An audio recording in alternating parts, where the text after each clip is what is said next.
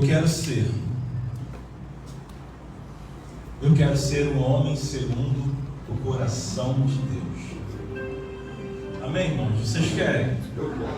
Vocês querem ser um homem, uma mulher segundo o coração de Deus? Alguém moldado por Ele, moldado segundo a forma dele. Amém. Alguém gerado por Ele, alguém feito por Ele segundo a forma dele. Sabe o que isso significa? Ser discípulo. Isso significa ter sido discipulado por Ele, ter sido conduzido por Ele, ter sido guiado por Ele. Por isso eu quero ser um homem segundo o coração de Deus. Alguém que o ama acima de todas as coisas e faz dele a sua prioridade. Alguém que carrega a sua cruz, o segue, crucifica o seu velho homem, as suas vontades, o seu eu. Alguém que renuncia tudo por amor a Ele. Tudo para ser discípulo dele. Eu quero ser um homem segundo o coração de Deus. Abra comigo a palavra do Senhor no Evangelho segundo Lucas, escrito por Lucas, capítulo 14, a partir do versículo 25. No finalzinho, lá no 35, diz: aquele que tem ouvido que ouça o que o Espírito diz. Então possamos estar atentos, irmãos. Eu confesso aos irmãos que essa palavra, como todas que o Senhor ministra no meu coração, me incomoda, sabe, no decorrer da semana, e vai cortando a gente, vai lapidando a gente, mas ao mesmo tempo que vai moldando a gente vê que ele vai criando situações que a gente acaba compartilhando daquilo que ele está ministrando na nossa vida, né, durante a semana, com algumas pessoas que vão surgindo. E não é uma palavra que talvez a gente vá sair daqui muito alegres, com promessas. Mas a gente vai sair certo de uma promessa, é claro. Mas que a gente saia nessa manhã, sabe, lapidado por Ele. Amém. Entendendo o verdadeiro sentido de ser discípulo de Cristo. Temos falado sobre o tema discipulado, né? Essa é a segunda semana. Foi pregado semana passada e faremos assim durante todo esse mês. Tema central, discipulado. Lucas capítulo 15, a partir do versículo 25, Lucas 14, a partir do versículo 25, diz assim: ora, ia com ele uma grande multidão.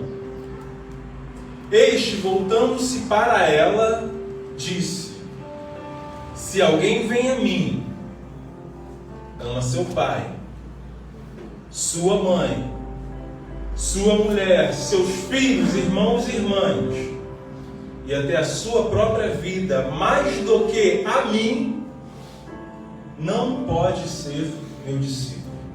E aquele que não carrega a sua cruz e não me segue, não pode ser meu discípulo. Qual de vocês, se quiser construir uma torre, primeiro não se assenta e calcula o preço para ver se tem dinheiro suficiente para completá-la? Pois se lançar o alicerce e não for capaz de terminá-la, todos que virem rirão dele, dizendo: este homem começou a construir e não foi capaz de terminar. Ou qual é o rei que, pretendendo sair à guerra contra outro rei, primeiro não se assenta e pensa: se com 10.000 homens é capaz de enfrentar aquele que vem contra ele com 20.000? Se não for capaz, enviará uma delegação, enquanto o outro ainda está longe, e pedirá um acordo de paz. Da mesma forma, qualquer de vocês que não renunciar a tudo o que possui, não pode ser meu discípulo. O sal é bom, mas se ele perder o sabor, como restaurá-lo? Não serve nem para o solo, nem para o adubo. É jogado fora. ele tem ouvidos, ouça. Lucas capítulo 14, 25 a 35. Pai, muito obrigado pela leitura da Tua palavra nessa manhã, Senhor. Mais uma vez, assim como o Senhor tem falado conosco, Senhor, através das ministrações, através dos louvores, Senhor. Ministra o nosso coração, Espírito Santo de Deus. Te damos toda a liberdade nessa manhã, Senhor. Queremos abrir o ouvido do nosso coração, Pai querido, e entender o que o Senhor tem para nós. É o que nós te pedimos, nós te agradecemos em nome de Jesus. Amém.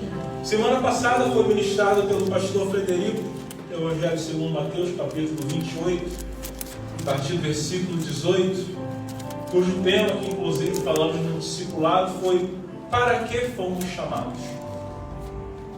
Para que fomos chamados?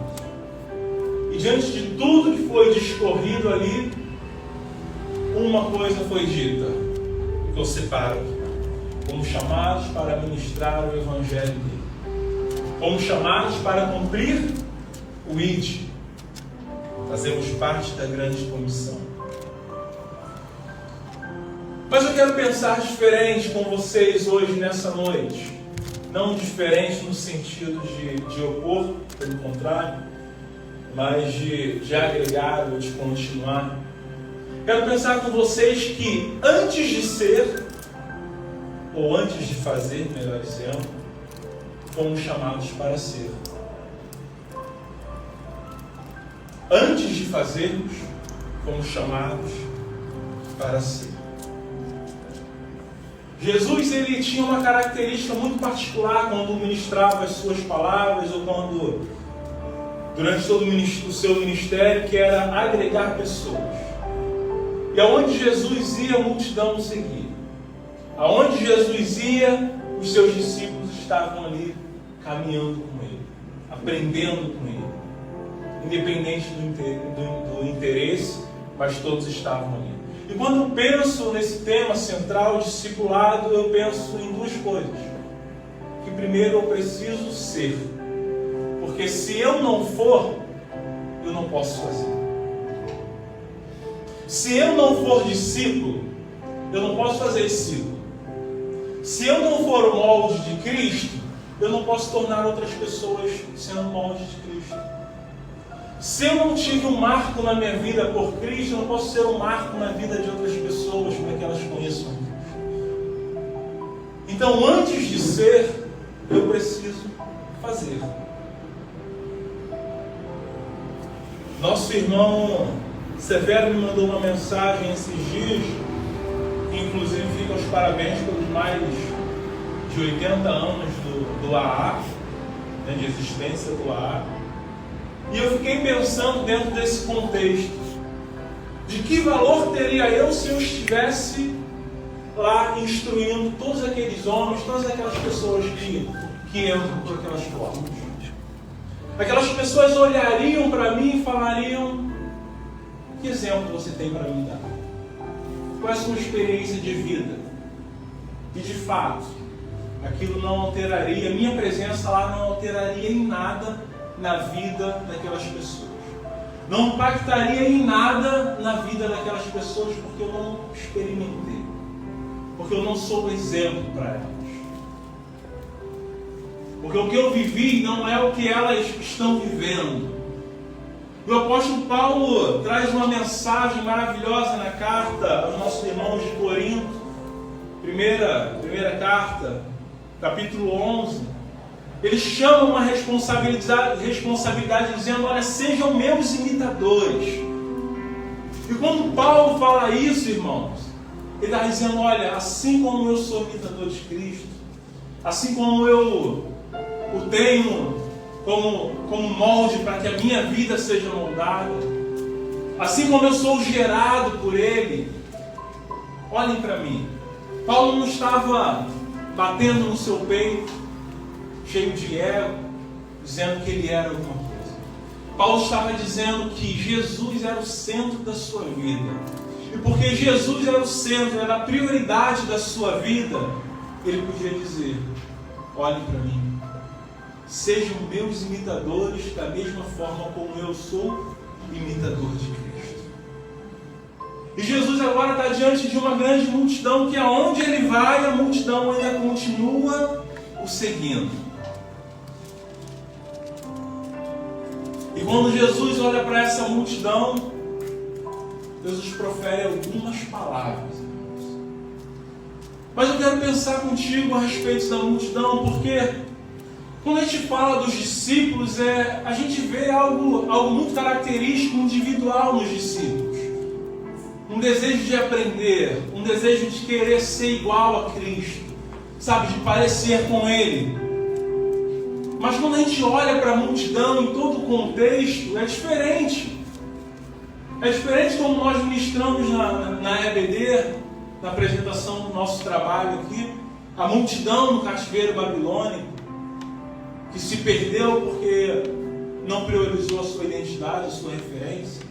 Ou a multidão lá no contexto de Jesus que estava ali porque ele só podia multiplicar um pãozinho para eles, uns peixes.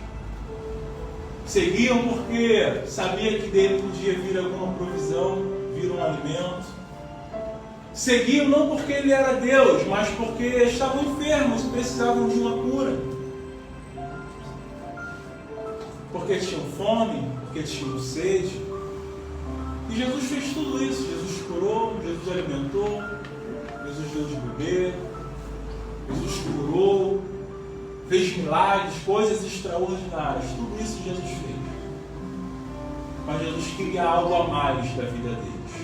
E quando Jesus profere essas palavras agora para a multidão, eu preciso entender e quero que você entenda que Jesus estava falando para eles: olha, eu quero mais de vocês.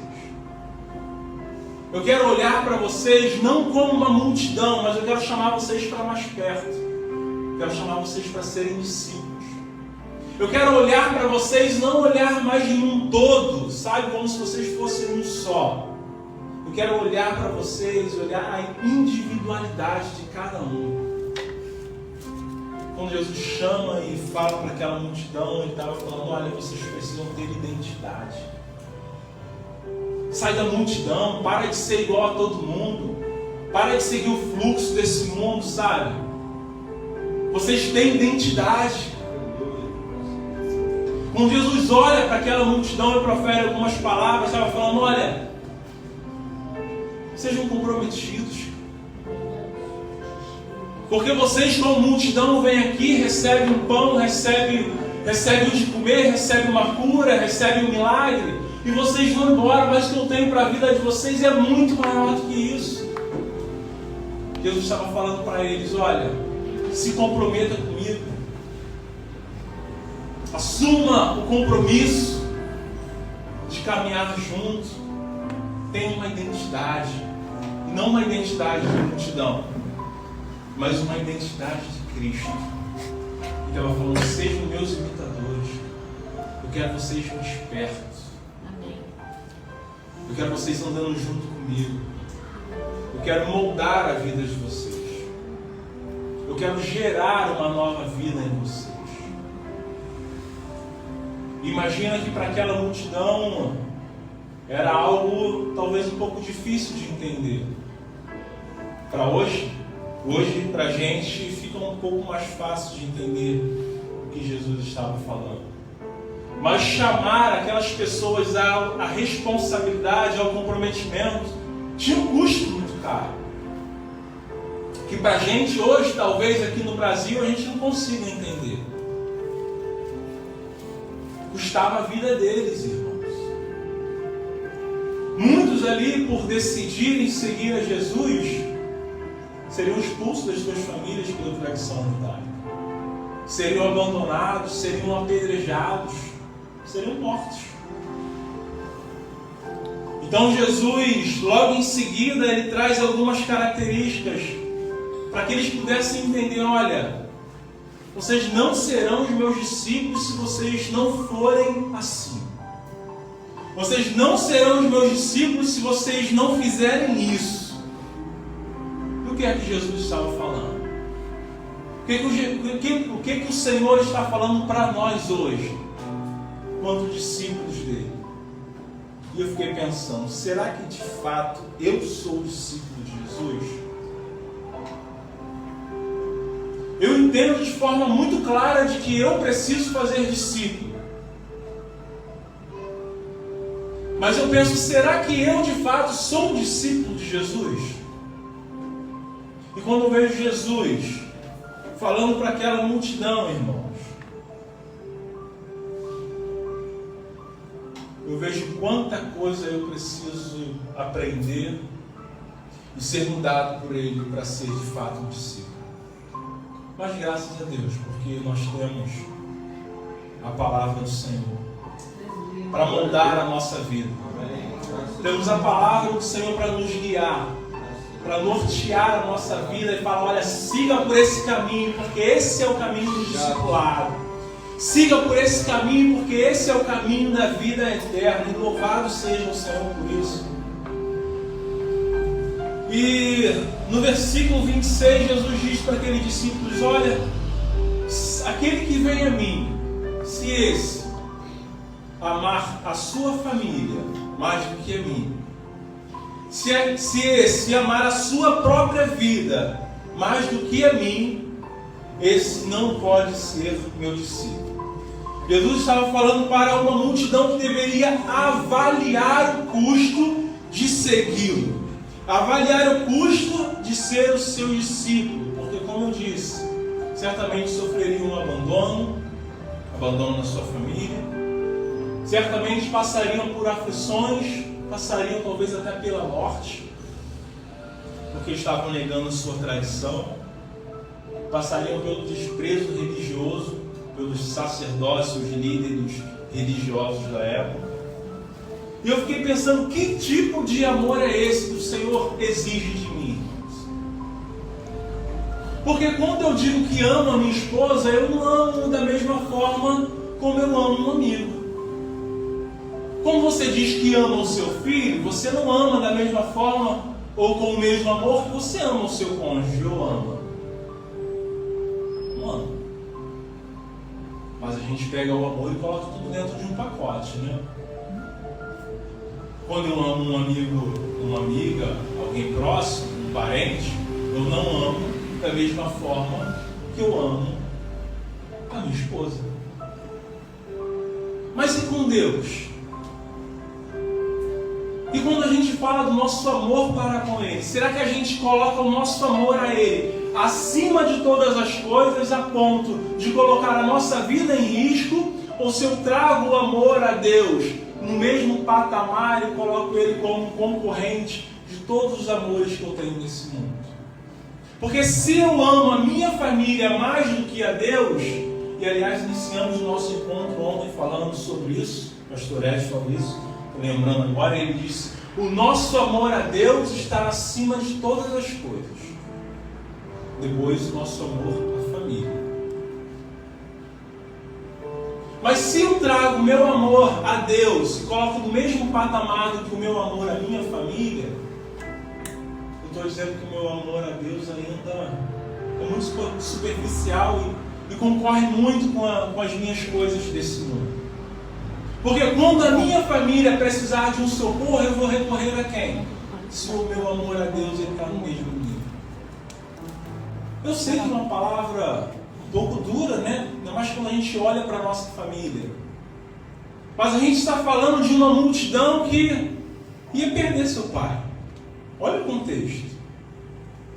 A gente está falando de uma multidão que, se decidisse por Cristo, ia ter que abandonar a sua mãe, caso ela não se decidisse.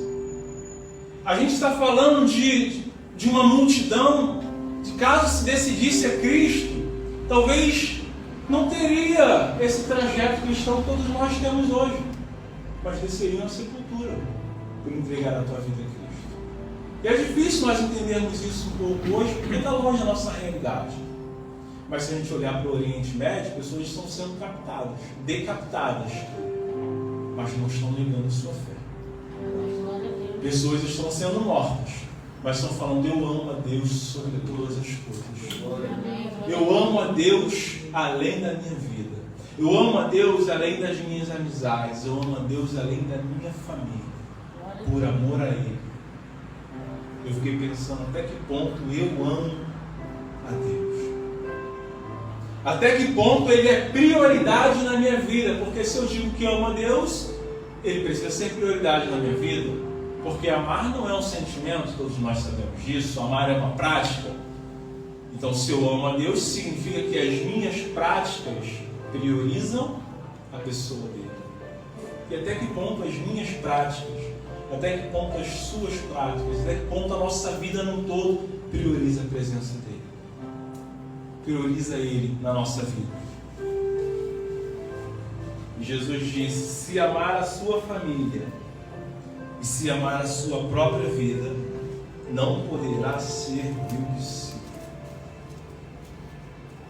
Jesus estava falando: se eu não for a prioridade da sua vida, se vocês não... Obrigado. Tem alguns aqui já. Se eu não for a prioridade da sua vida, se vocês não assumirem esse compromisso, essa identidade, a ponto de se comprometerem comigo e parar de andar com a multidão, parar de andar por aí, parar de ser apenas um frequentador, irmãos, vocês não serão os meus discípulos. Jesus pega pesado, né?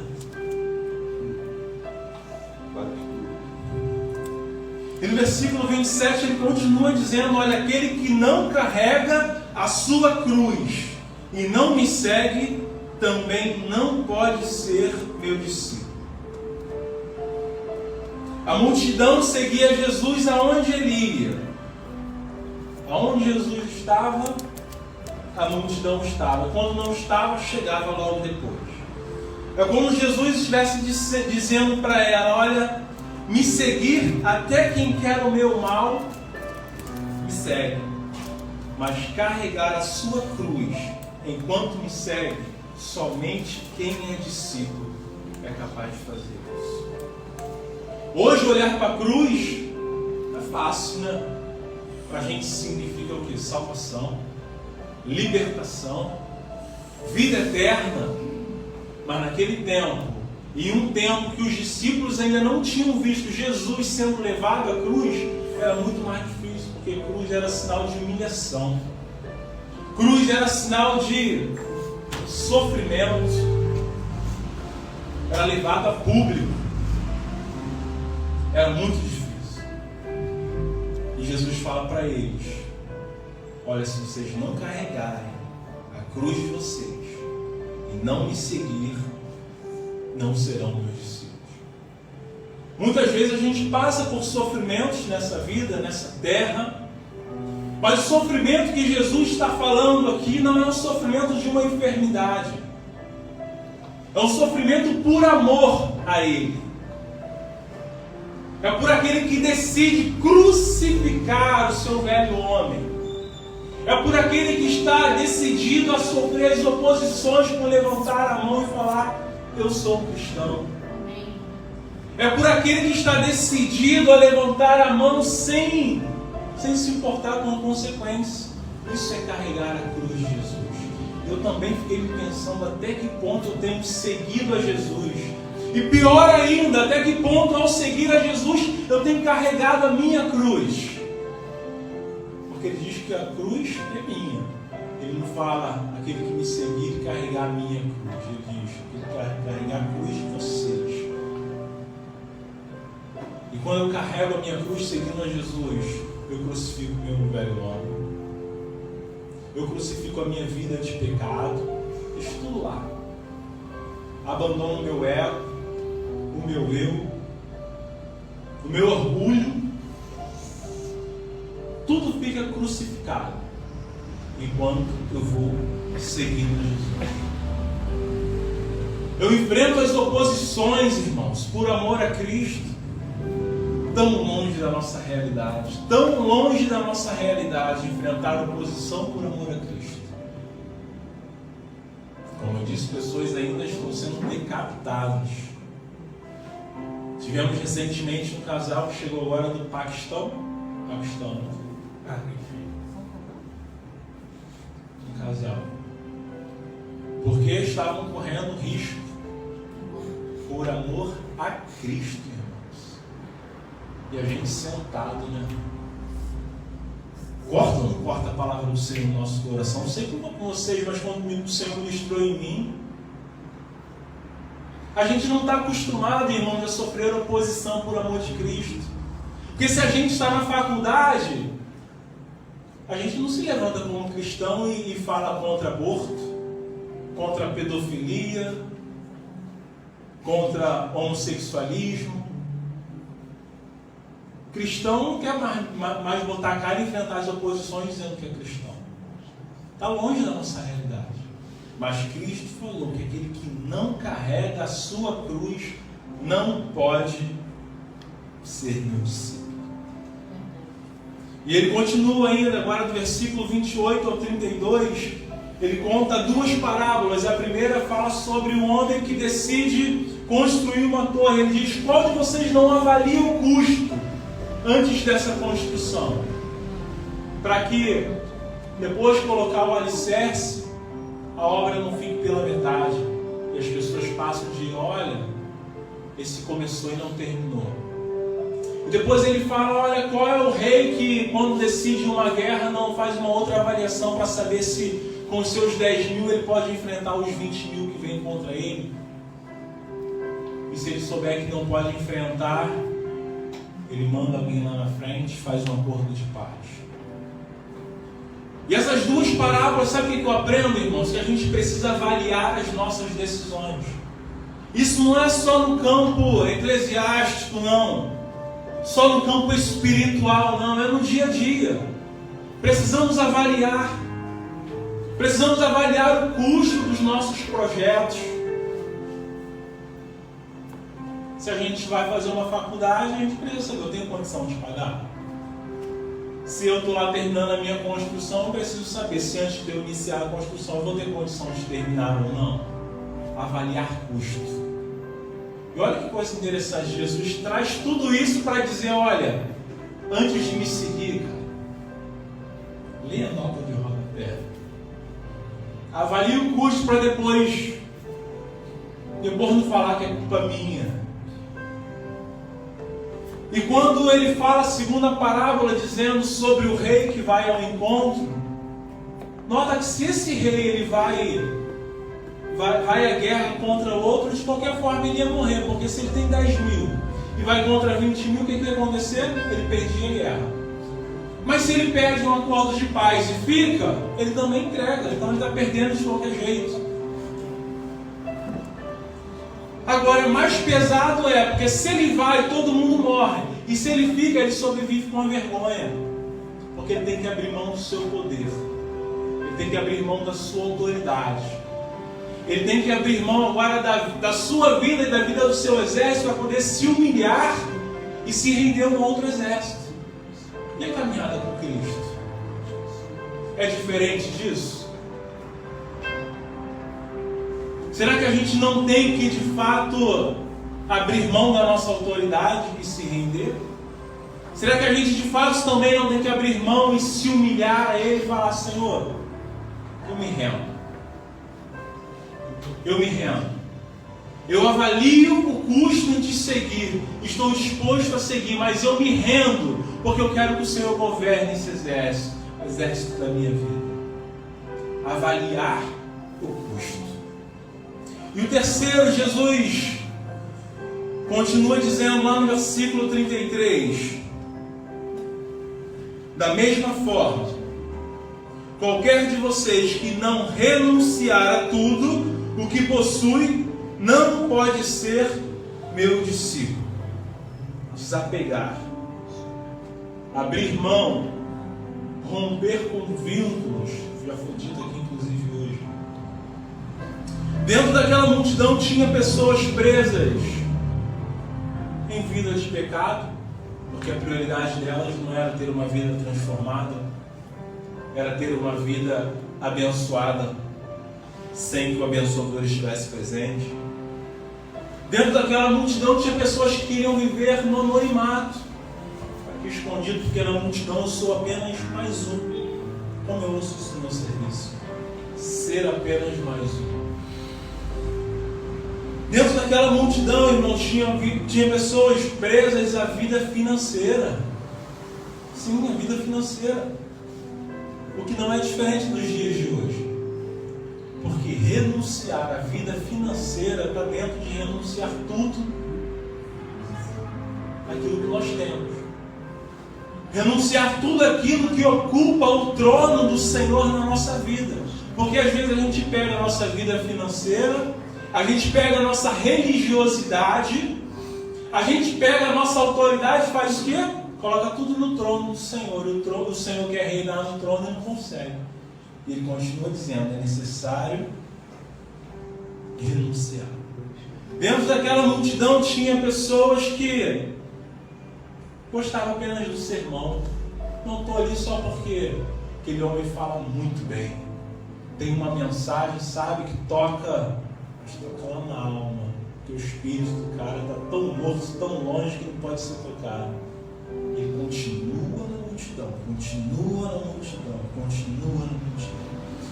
Dentro daquela multidão também tinha pessoas que estavam lá, sabe por quê? Só se sentiam bem. Estava na multidão, não me sinto bem aqui, junto com a multidão, seguindo o Mestre. Mas a palavra do Senhor para a multidão é: saia do anonimato. Seja discípulo. Saia do anonimato, cara. Seja discípulo de verdade. Assuma o custo. Assuma o risco. E aí depois vai e faça discípulo. O que a gente precisa renunciar hoje que tem assumido o trono do Senhor na nossa vida? Será que estamos tão presos assim às nossas questões financeiras? Será que estamos tão presos assim à nossa religiosidade que a gente só consegue se ligar e se encontrar com o Senhor quando a gente vem aqui, fica 2 horinhas conectados no culto e quando sai daqui vai para casa e esquece de tudo? O que é que a gente precisa renunciar para de fato ser um discípulo do Senhor? O que é que a gente precisa pegar e tirar do trono do Senhor e falar: sai daqui porque esse lugar é o do meu rei. É Ele que precisa governar nesse trono. E para finalizar, Jesus, no versículo 34 e 35, ele diz: o sal é bom, mas se ele perder o sabor, como restaurá-lo? Versículo 35. Não serve nem para o solo, nem para o adubo. É jogado fora. É jogado fora. Quando eu leio o versículo 34 e 35, eu vejo Jesus falando: olha, vocês precisam ter utilidade como discípulos. Porque se não for útil,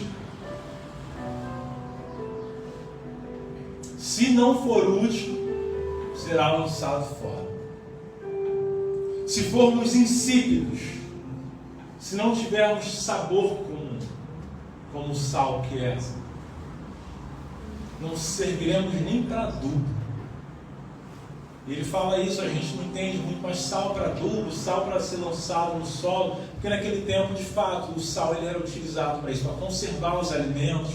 O sal tinha que ter sabor, o sal não podia ser insípido, o sal era utilizado na adubagem, o sal era utilizado para poder fazer o que a gente chama de asfalto hoje. Tudo era misturado sal.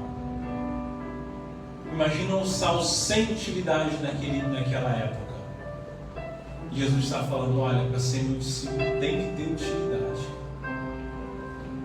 Até que ponto eu e você nós somos úteis para o Senhor? Mas nós podemos ser úteis. E aí eu volto na semana passada, Mateus 28.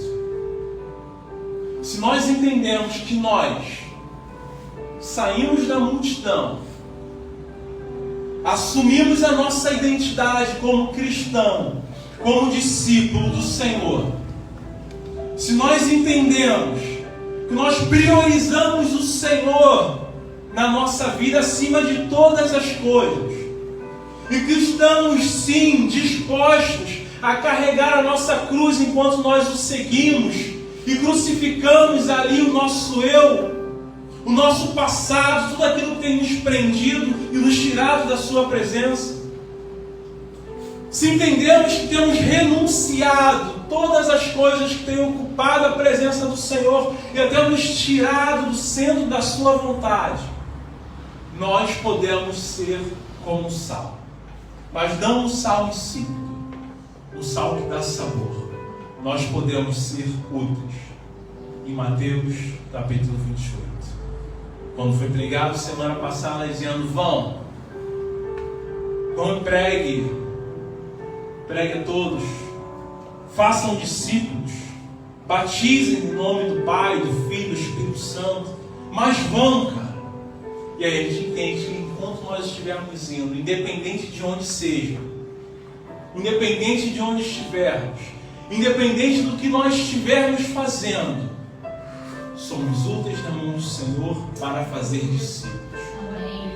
A proposta do Senhor para nós nessa manhã é: seja antes de fazer, porque se nós formos, teremos condições de fazer. Amém? Que Deus nos abençoe, irmãos, em nome de Jesus.